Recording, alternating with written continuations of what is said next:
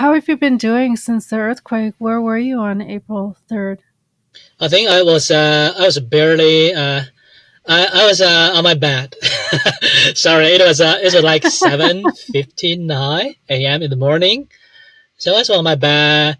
Well, the quake was a little bit bigger than I expected. But yes, I was sleeping, right? Basically, yes. You're listening to Talking Taiwan with your host, Felicia Lin. On April 3rd, 2024, an earthquake that's been reported as measuring 7.2 and 7.4 hit Hualien, which is located on the east coast of Taiwan. It was 7:58 a.m. local time.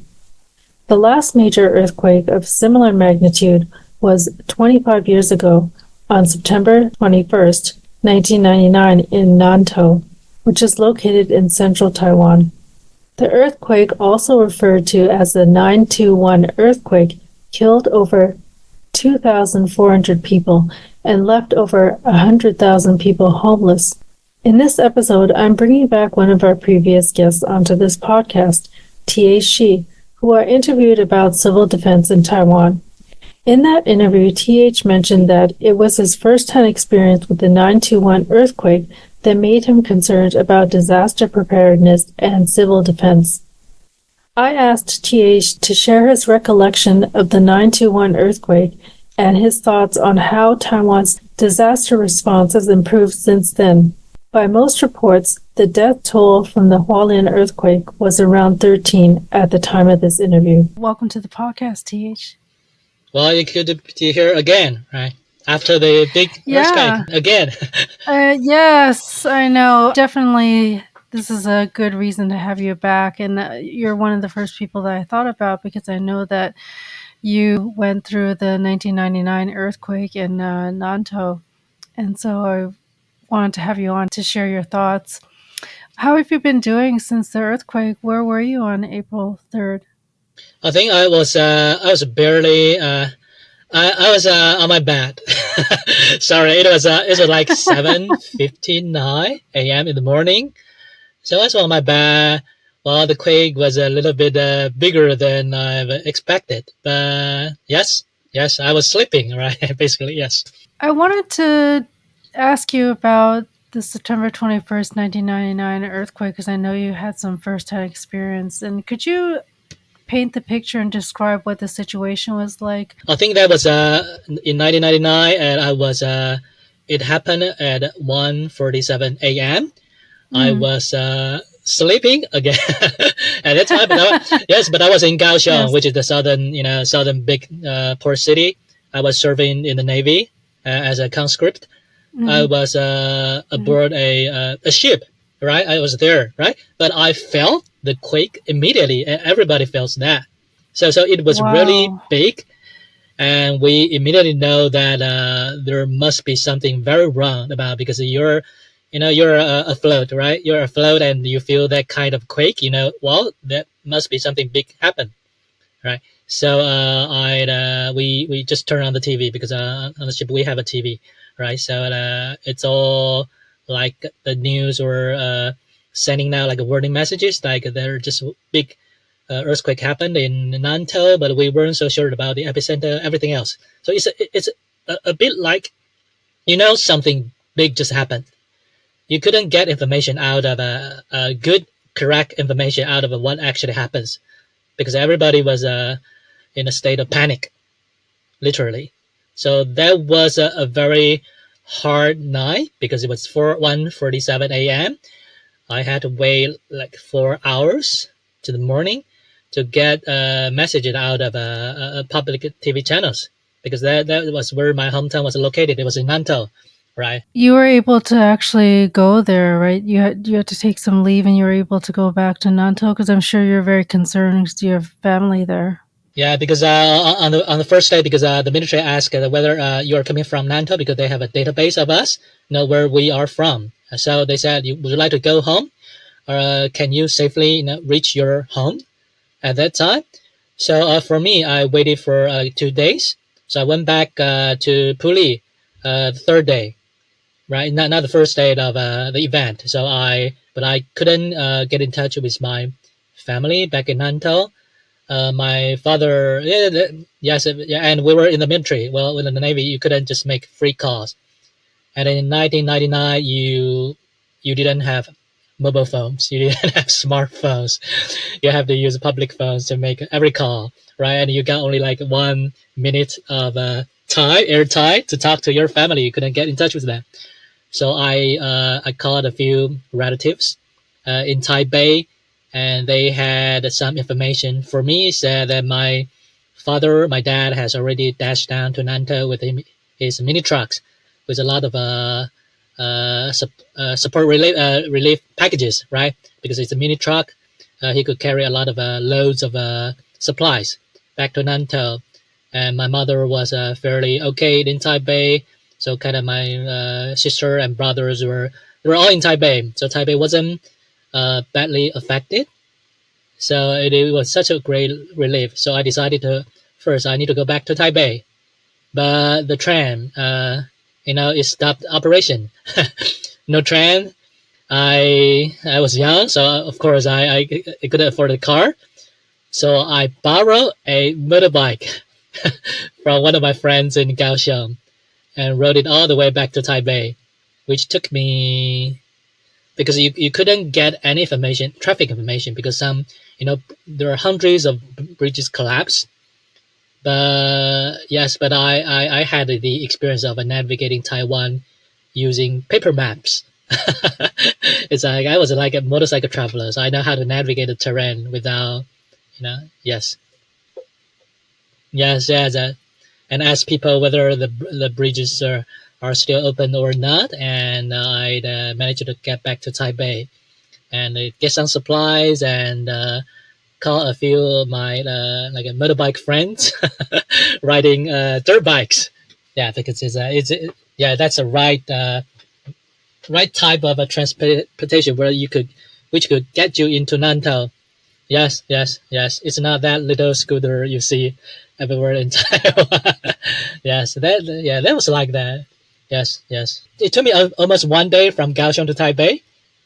Yeah, and then took another day for me to from Taipei to Nantou, which usually will takes you around 4 to 5 hours if you drive fast or ride fast.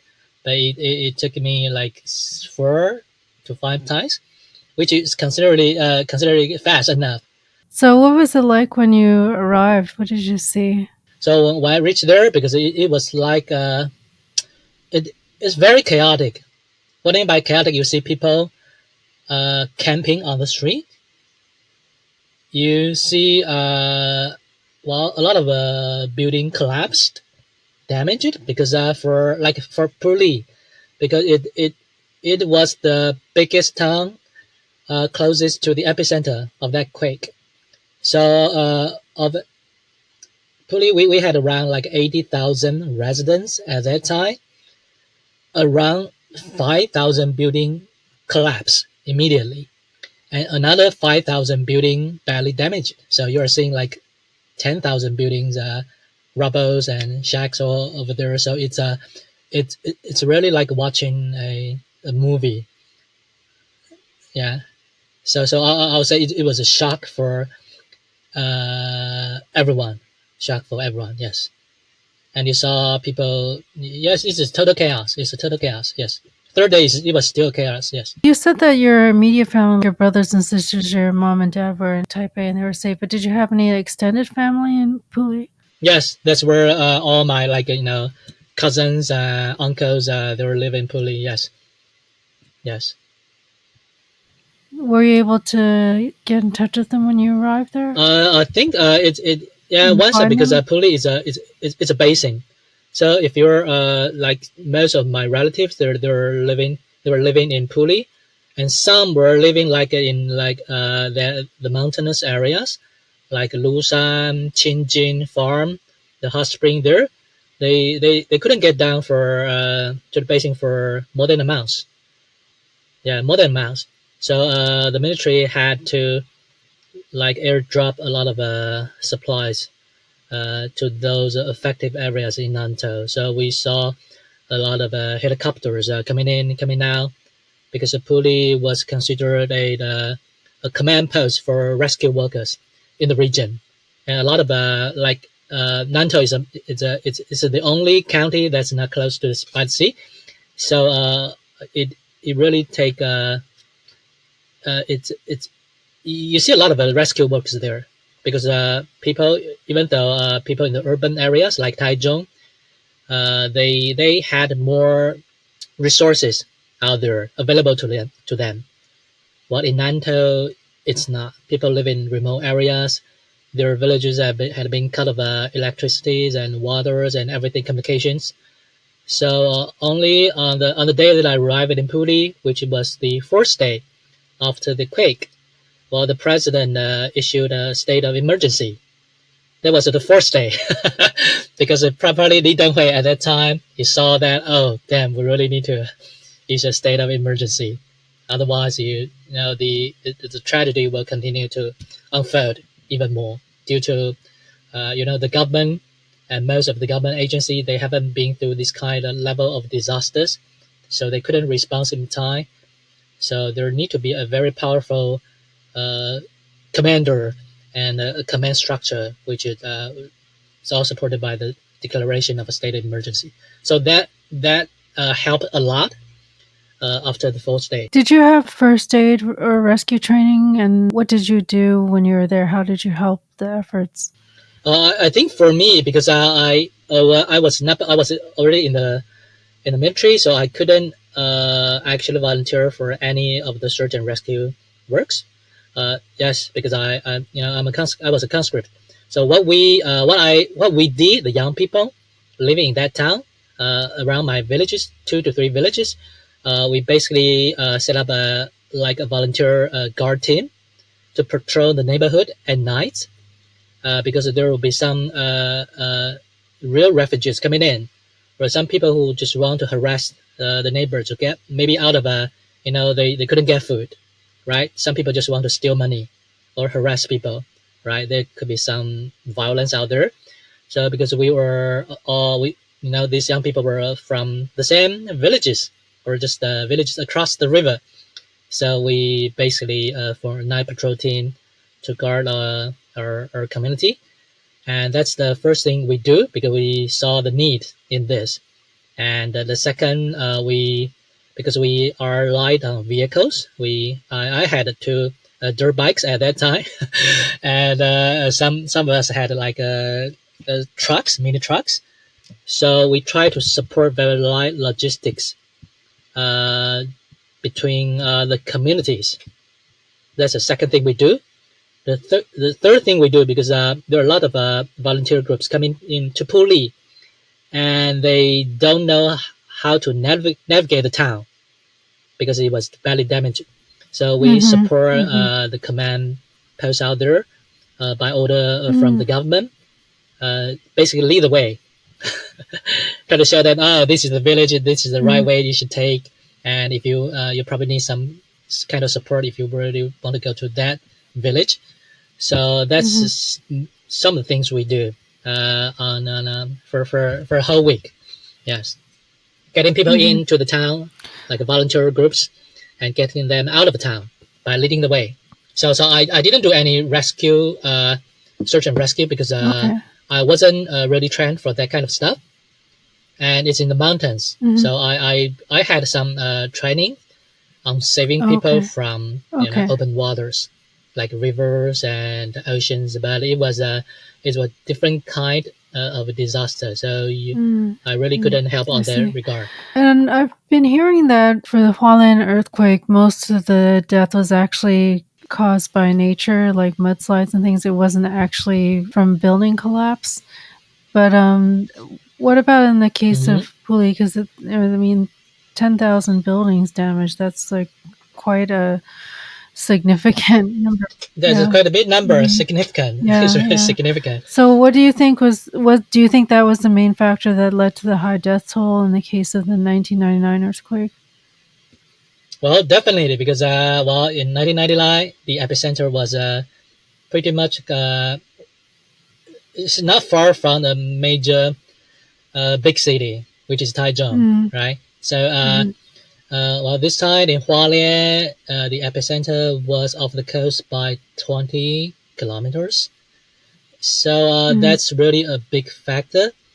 And Taichung was really populous compared to Hualien, which is like a big. Yeah, that's another thing I want to bring up, like the population and the terrain. Like if we compare Hualien, The trend, the population density plays an important part in this. So I would say that we've been lucky. The epicenter, because Hualien, there are several fault lines in Hualien, so they had that kind of experience all year long. But this time it was much bigger, but it was less populated. It was way less populated. Right. Yes, Right. in Hualien Right. and Taitung. Yes. Mm-hmm. So there we're seeing few casualties, way few casualties compared to 1999. But we see a lot of damage to the mountain areas, a lot. Were there a lot of aftershocks in '99? Oh, within a month, we had around 10,000 aftershocks. Oh, 10,000, really? Yeah, and Wow. around 400 of that, more than 400 of that was Oh my goodness. how should I say that? Palpable. You could feel that more than 400. So so it's Right. like Wow. every day you have to endure like 10 big quakes. Yes. Oh my goodness. Wow. Yes. Really? So that's why people had to camp outside. You just don't know when the next quake will come. It's not safe at all. It could probably destroy your building more, and with that kind of frequency, it's in Nantou. That's why we need a patrol team around the neighborhood. Well, people were all camping outside. Even those rescue workers like Tzu Foundation, which is the biggest Buddhist group there, they had to camp outside as well. The building, the public schools in Puli, we had around maybe 20 of them. All of the buildings were collapsed, destroyed. Wow, what an experience. My goodness. Yeah, so that was it was the police station. Well, the building was collapsed. Fire department, the building collapsed. Yeah, so there must have to be there has to be significant reconstruction, like probably a lot of the buildings. Did they have to be demolished and rebuilt? Rebuilt, redesigned, demolished. Yes. It took more than 3 years. So for those like schools, they had to students they had to relocate to some other areas to continue their education for 3 years. Wow. And when they relocated, does that mean they had to go somewhere quite far to another village or town or something? So it's still in Puli, but it's like a temporary school. It's like a sheltering school. Or some other building that they would use for the school. It's not originally a school, right? No. So that was the case. It was very bad. It was really bad. So I think a lot of people had that kind of a traumatic experience. So when people in Puli, like my friends, they felt the quake this time in Hualien. It brings back all the bad memories. Yeah. I did have a question, like how to deal with trauma. Did you experience some trauma yourself having to deal with the 1999 earthquake? I think for me, because probably well, even though I've witnessed like 3 deaths, my neighbors on the left, well, they were building collapse, so they were there. All right, but for me, I used to volunteer as a lifeguard, so I had I wouldn't say I had the training, but I've witnessed casualties more often than most of other people. So I had a better recovery, like psychological recovery, that kind of a sense. So, How long did you stay in Puli after the quake to help out? A week. A week, okay. Just a week. For me, just a week, because I had. Yeah, you probably can't take that time out, much time off either, right? Yeah, Because you're still in the military. But because the state of emergency announced, so the government resource started to pull in, so it's getting more stable. it's not like the first 3 to 4 days. It was total chaos. What do you think are some of the lessons from the 921 earthquake? I think for Taiwan, there are a lot of lessons learned from the 921 earthquake. The building codes, everybody talk about that. The building codes. It was most of the buildings they were built not to withstand that kind of natural disaster. So it changed a lot. And the biggest part of that, it probably similar to the 911 in the U.S. The attack in 2001, 9/11. So it changed a lot of things. Like in the U.S., it probably started. And now for a short break. Talking Taiwan is the longest running Taiwan-related podcast and a Golden Crane Award winner. And our two-person team is committed to continuing to producing meaningful content for you. So people started As an independently produced podcast, we want to take a moment to thank all of our listeners and donors for your support. You make our work possible. Talking Taiwan has been around for 10 years already, and with your support, we'll be around for 10 more.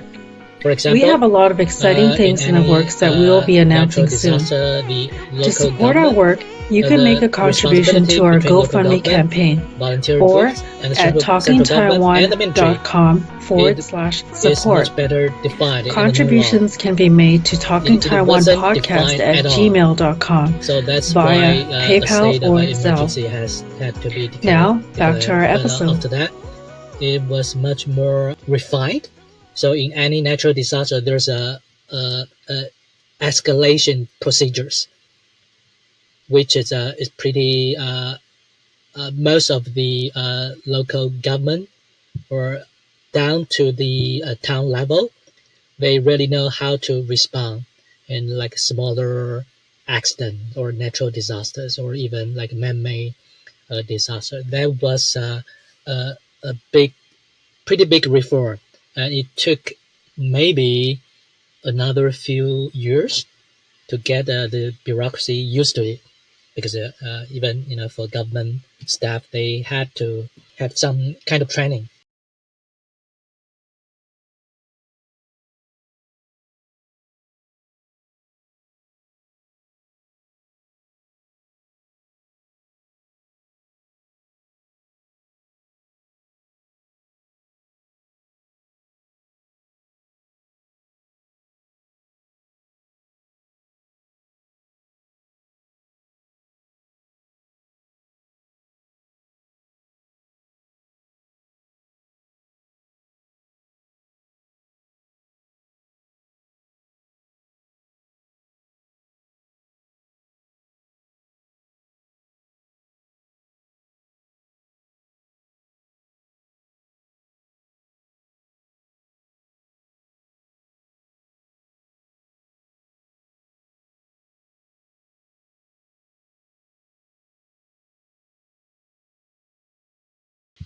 So then this would have a good impact because Taiwan could experience other natural disasters, right? Like the typhoons or mudslides or different things too.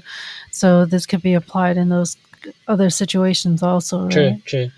And it because 1999, the big earthquake, 2009, there's another big typhoon. So we basically learn our lessons every few years.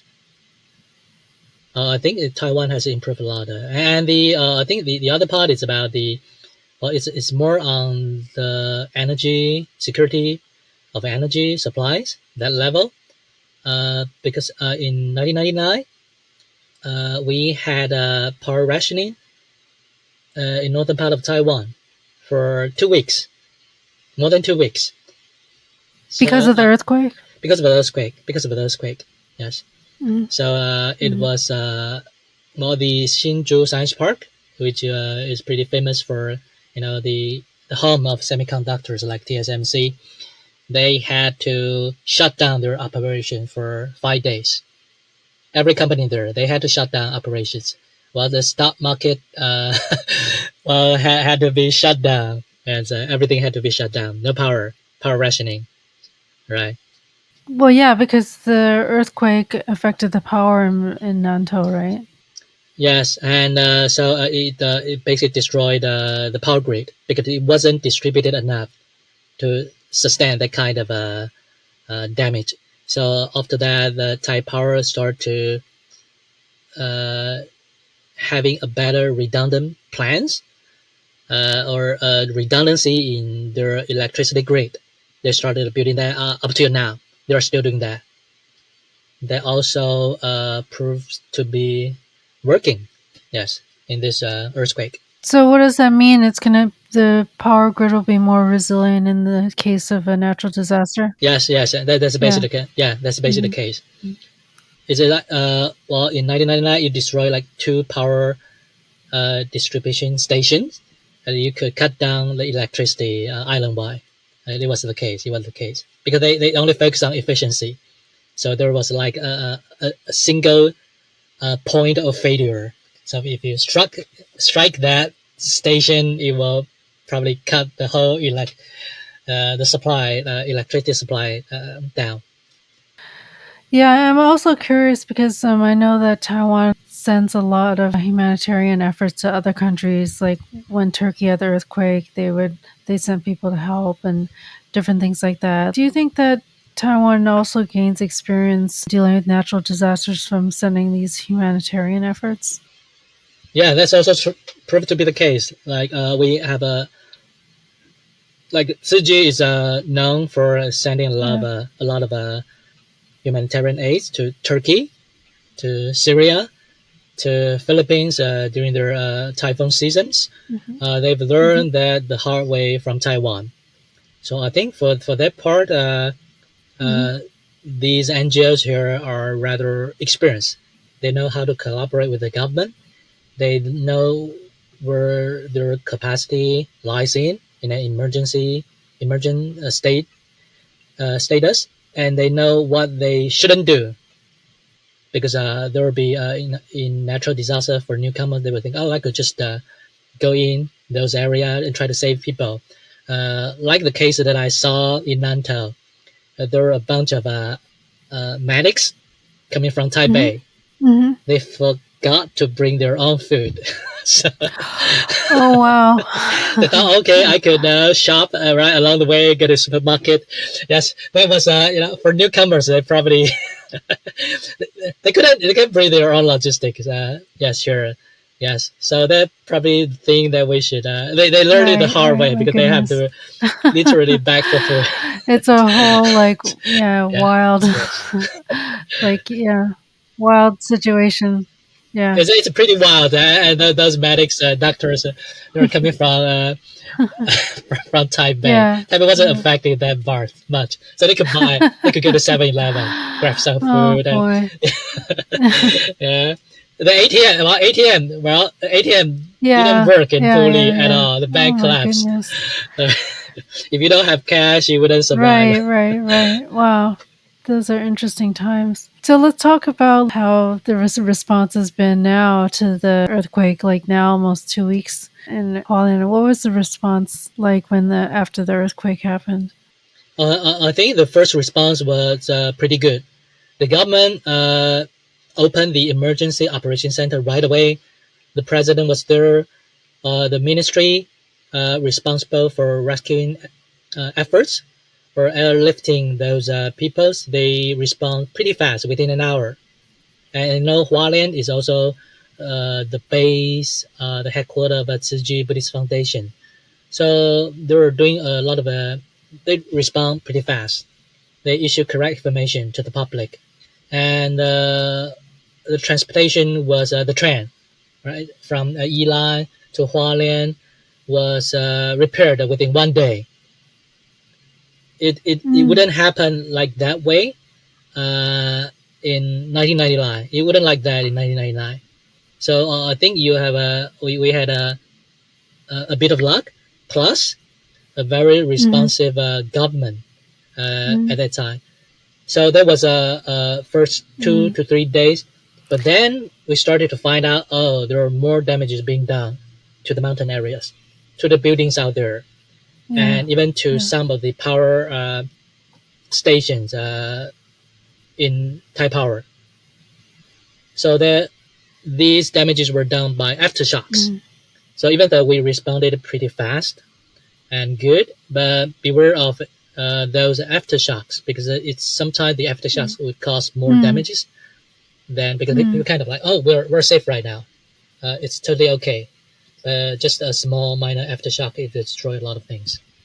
Correct me if I'm wrong, but I thought I heard that maybe some people complained that they weren't notified of the earthquake. They didn't get like a text notification in time, and maybe there was some complaint that, well, although I don't know if this is a fair complaint, like the prediction, right? If they were able to predict the earthquake in advance.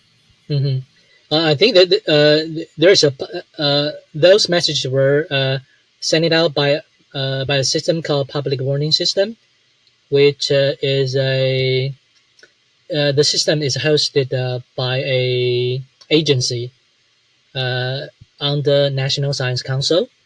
So they have to coordinate between different ministries. And for this time, because the earthquake alerts were issued by the Central Weather Agency, and they felt like, because it's an automatic trigger system, they feel like people in Taipei, New Taipei, they estimate based on their previous data model that, well, even though it feels pretty big, but it's not big enough to cause enough damages. So the system were not sending public warning messages to those people in Taipei and New Taipei, but people in Yilan, Hualien, Nantou, they did receive this kind of messages. So I think they. Do you know how soon they received it depends. For like Hualien, some of the residents, they were receiving that 8 to 10 seconds before the quake. So 8 to 10 seconds, it's pretty short, but it did save some people. Like we saw the video footage online. A driver was driving the Central Highway Pass, Zhongheng, and when he got the public warning message, he stayed in the tunnel. So he wasn't. His car wasn't disrupted by the landslides, because you could see the dash cam videos from dash cam videos. He got the message. He decided to stay in the tunnel. Wow. So that basically saved his whole family. There was also a video of nurses bracing and steadying newborns during the earthquake. Yes. So 8 to 10 seconds is enough to save you in certain scenarios. But if you're building like 20 up, like very high buildings, 20, there's nothing you could go. I mean, do you think like there's a lot of education about what to do in an earthquake? Is that why people know what to do, or when they're alerted, does alert advise them what to do or not to do? For my generation, we're not trained. We had no drills. But for like younger people, they were in school because of enforcement of certain laws. They have to practice the kind of drills every year in schools. So the young people, they are much better trained. They got better awareness because of the reform in the whole awareness education programs. If you are driving in the Central Highway Pass, there will be a lot of signs there say that if you run into some problem, you should call this. If you get some messages, you should do this. So at the tourist information centers, there are some materials that would teach you, or just present how you should respond in a certain crisis. How do you think the rescue efforts for Hualien compare to? Well, I mean, of course, obviously, it's like not as much damage as Nantou, right? It's not even comparing apple to oranges. Personally, I wouldn't worry about if the earthquake just happened in Hualien and caused damages in Hualien. You got people, you got firefighters from Yilan, Taidong, Kaohsiung to support them to do the search rescue tasks. They were professional, and while the Ministry of the Interior also supported a lot of logistic, and the military supported that as well. And Tzu is there. They do provide sheltering, food, everything, psychological comfort, which they're pretty good at that. So they activate their support network within 10 minutes, right away. So I say that learning from past experience is very important. Yes. After an earthquake happens, we know that people have to be careful about aftershocks. Do you think there's anything else that people should be expecting, and also how should they handle it when there's an aftershock? Well, I think for most people, like us, will check the our buildings, right, the houses, because you might see some damages done, not very visible, not collapsing, but there will be some cracks on the wall, right? So you really should check the building or get some professionals to check for you, or even the government here. Like in this case in Hualien, you could ask for support from the government because there are some private companies who could do this for you for free because it's supported by the government. It's funded by the government. I think that kind of resource you should seek here in Taiwan, apparently. Yes. So during that time, you really should check the security of your building. And I think that's the number one thing because a good building collapse kills more people than most of the other types of damages. And the second thing here in Taiwan, just don't go to the mountains after a major quake. Just don't go there, right? Aftershocks, it will cause landslides, causing a lot of collapse. It's a deform of the trail. Everything will be a lot of things will be destroyed, and the government wouldn't rush in to reconstruct those trails because they know there will be more aftershocks. So they will wait for 1 or 2 months to get in. 1999, they couldn't get in, but now they could fly drones to take a look, to observe the damages out there. They would discourage everyone not going there. Yes. Very interesting. I wanted to ask you about the Yes. question that I asked you earlier about how soon people are notified Yes. because, interestingly enough, a few days after the Hualien earthquake, there was a very small earthquake in New York. And the earthquake I'm referring to happened on April 5th in New York City at 10:23 a.m. local time, and it measured 4.8 on the Richter scale. I was awake. It was around 10 something in the morning, and I could feel it. Not that much. I just felt like that's not the subway. That's more than, because I do live near a subway line. Yeah, and the complaint was that we didn't get a text notification until 20 to 30 minutes after, because I clearly felt it, and then I didn't get a text message until 11 a.m. So it's like, okay, I don't know how prepared we are. Should I be worried about this? I don't know. Exactly. I'm like, okay, well, I already know there was an earthquake. It didn't help. So it's kind of funny. Yeah, but for the case in Taiwan, the government might have invested more than $1 billion on the warning system. But starting from like early 2000, so it cut down the warning time. I get 1 minute, 1 second, 2 seconds, 3 seconds, all the way to 8 to 10 seconds. Yeah, incredible. Beyond that, it's probably not possible given the the size of Taiwan. But that's more than enough. That's pretty. It takes a lot of investment. Yes. So, for people that are living in earthquake-prone areas, especially like Taiwan or any other parts of the world that are earthquake-prone, do you have some advice on how people should be prepared for an earthquake? Well, I think there are some general rules to be applied. The first, like me, maybe not paranoid, not that paranoid, but I do have a go-to bag. I do have a flashlight in every room because it could be trapped inside a collapsed building. So I have whistles. I have like a fresh bottle of waters somewhere, so I could grab it when the building collapses. I'm trapped there.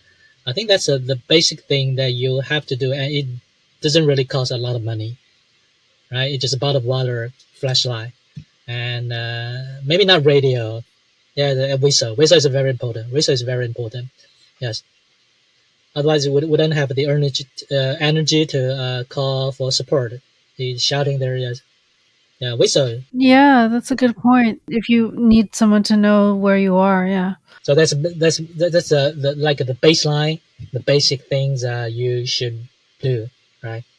And what should people do and not do during an earthquake or an aftershock? Like you hear a lot of like conflicting stories, especially this thing about standing in the door.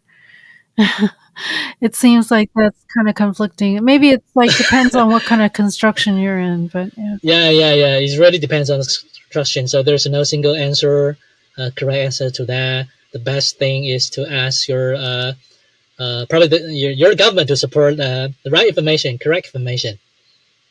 But the government has Hmm. the responsibility. Yes. But are there some things in general that people should do or not do during an earthquake?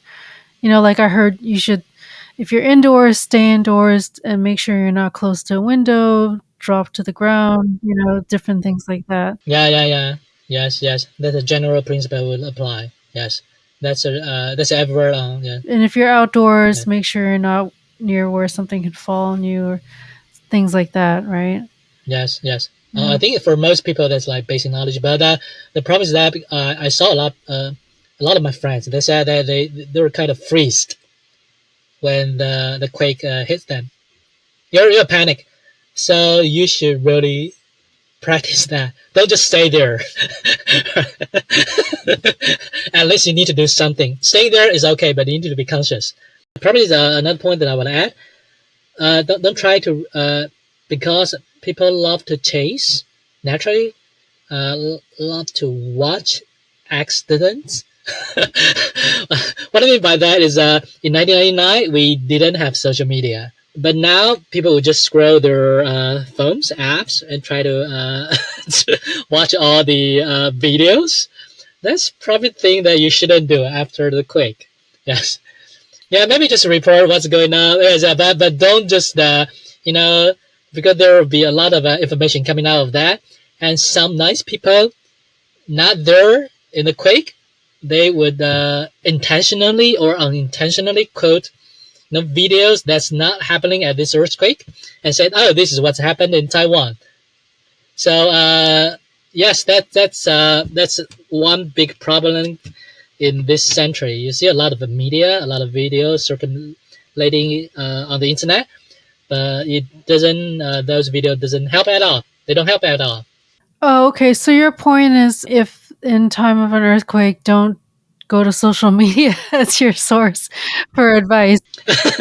well, well, I think go to social media is okay. Just if you think you're safe, just keep calm and carry on.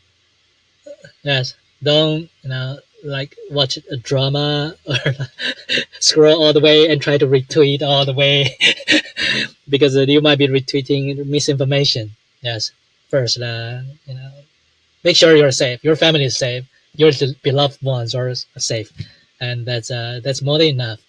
Is there anything else you wanted to share or reflect on in terms of what Taiwan has learned or in these 25 years since the 1999 earthquake? I think well the government of Taiwan, because it used to be a very strong party state system, so they wouldn't allow the previous ruling party. They wouldn't allow the civil society to flourish. But after that, they figured out, oh, it's where the civil society, the capacity lies in. So they're more willing to support, to engage with the civil society because New Taipei were really affected at their areas. A lot of people donated money. A lot of people volunteered to work on paperwork. Right, there are a lot of paperwork that need to be done after a huge disaster. Right, and there are a lot of things that the civil society could probably provide a better services to those people. So after that, the government started because of the government at that time, they wanted to be very strong and very capable, but they were not up to the bar. So I think the biggest thing the government learns is that well, you have a lot of charity organizations there. They care about their neighborhood. They know their neighborhood, and that's also the case because that the quake happened in 1999. Change of a government happened in 2000, which was a few months after the quake. I think people had enough. They decided to vote for Chen Shui-bian. I think for 1999, because we were still trapped, and then it was only a few years after the lift of martial law. So the government still, I will say that the civil society was flourishing, the private sector, of course. But with regard to crisis response, well, the government was still in the hands of just a few people. It's basically that way. So in that kind of a big earthquake, the government couldn't respond in time. They would not have the all the capacity to respond timely and accurately. So they would. I think after that, the government decided that we really should let the civil society to flourish, which a lot of like mechanism collaborating, like a collaboration. The government, how the government agency should collaborate with civil society. Those part of mechanisms were then put in encoded in law, like a reform of certain laws. So that was really a big step forward. That's why you see a lot of civil society and private sectors willing to donate to disaster relief, and even TSMC, the wife of the chairperson, the founder, Morris Chang. Well, she was there in Hualien, I think the second day, to see if there's anything. Well, TSMC got a foundation; they could help. It wouldn't happen that it wouldn't be that way in 1999. So that's I think that's a general sentiment. Well, the actual level, just like being approved by the earthquake at this time in Hualien. People say, oh, it's going to damage TSMC. TSMC, they wouldn't able to ship their advanced chips for weeks, but they resumed their capacity, like 80% of their production capacity within one day. So, oh, that level of preparedness is really good, right? In any anywhere in the world, this is really good, right? So I would say that Taiwan is more resilient than most people would think, but it's still hard to say that whether it's prepared enough. Facing with a certain adversary, you're right. You just don't know. You just don't know. TH also spoke about his gym, 4SC CrossFit, where they support and do training and workshops related to disaster preparedness and civil defense. Well, I think for me, I tend to work on practical stuff. So, for example, you need to be better trained to respond in any crisis or emergency scenarios. So you need to be fit. You need to know your team. You need to know your neighborhood. You need to know how to navigate without your phone. The kind of things or trainings that they serve dual purpose. Those capacity could be channeled to a natural disaster, right? To support disaster relief, like earthquake, big earthquake this time. That could also, if you have that kind of capacity embedded in the civil society, in the younger generation, they could be better prepared for an invasion scenario. But we do have some expertise in other regards. So we just provide a platform by collaborating with like-minded groups out there to support this kind of training or like mutual understanding. You need to know each other, build trust first, and care about your community, right? So for me, I tend to work on very practical and pragmatic stuff at this stage because it's something that you could apply to your life. It's not just an invasion. You do need to protect your family. I do have friends in Hualien, so it's like a wake up call for them again. And for those like younger people, because they only heard about the 1999 earthquake, so we're not born yet, so we couldn't imagine what kind of situation we'll be facing. But for this time, I think it's a wake up call for a lot of people. Some were there, like they were traveling. So, oh damn, should I do? Thank you so much for your support, TH. I really appreciate it and all the work that you're doing I've been speaking with TH Schee about the 921 earthquake that hit Nantou in 1999 and how it compares to the April 3rd earthquake in Hualien. For those wishing to donate to Hualien Earthquake relief efforts, visit our website talkingtaiwan.com, where we will include links to the Tzu Chi Foundation and Taiwan's Ministry of Health and Welfare's Public Health and Welfare Foundation for disaster relief. Now it's time for you to show us some love. Rate us on Spotify, or if you're listening on Apple Podcasts or Audible, leave us a review there. It helps others to discover Talking Taiwan. To learn more about any of the items mentioned in this episode, visit our website, talkingtaiwan.com. There we'll list any related links. Thank you for listening to another episode of Talking Taiwan. I'm your host, Felicia Lin. Talking Taiwan is brought to you by Forumosa.com.